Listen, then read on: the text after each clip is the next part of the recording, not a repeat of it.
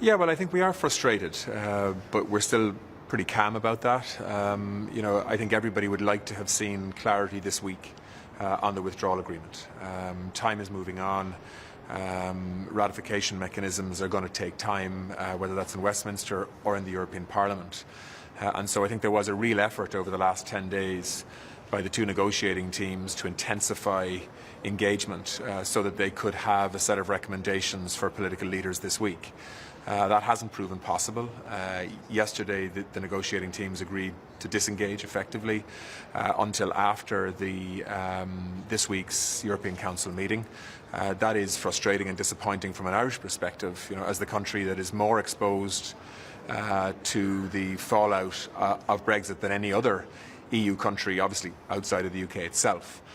So for us, we want to see an outcome here that settles nerves, that allows us to move ahead with a managed, sensible Brexit.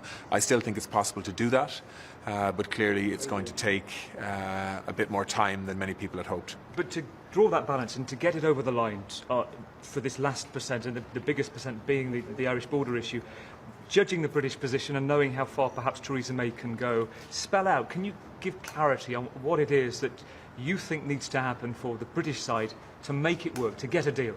Yeah. Well, for us, it's about following through on the commitments that have already been made.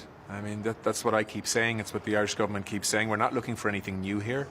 We're simply looking for the commitments that were made last December, and in particular last March, to be followed through on.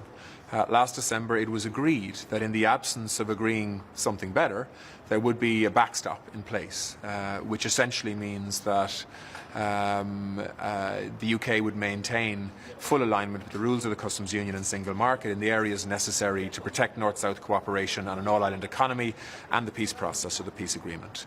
Then in March, the commitment was very clear that that backstop would be legally operable in terms of text in the withdrawal agreement.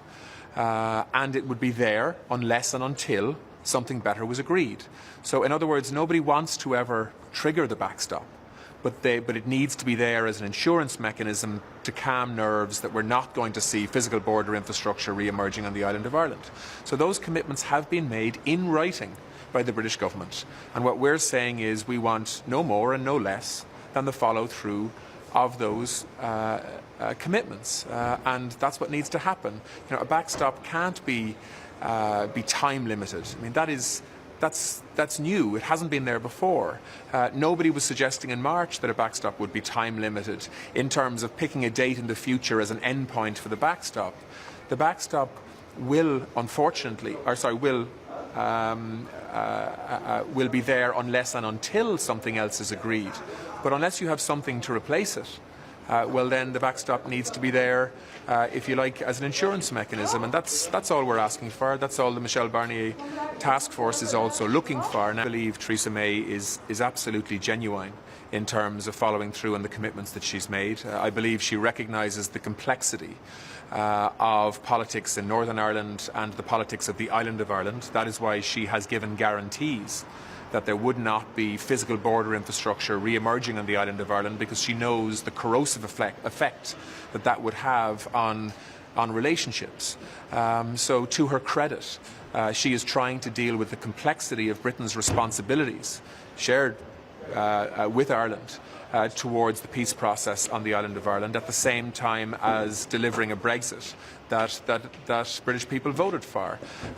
We want to help her to do that, but we also expect her to follow through on the commitments that she has already made during these negotiating processes so far.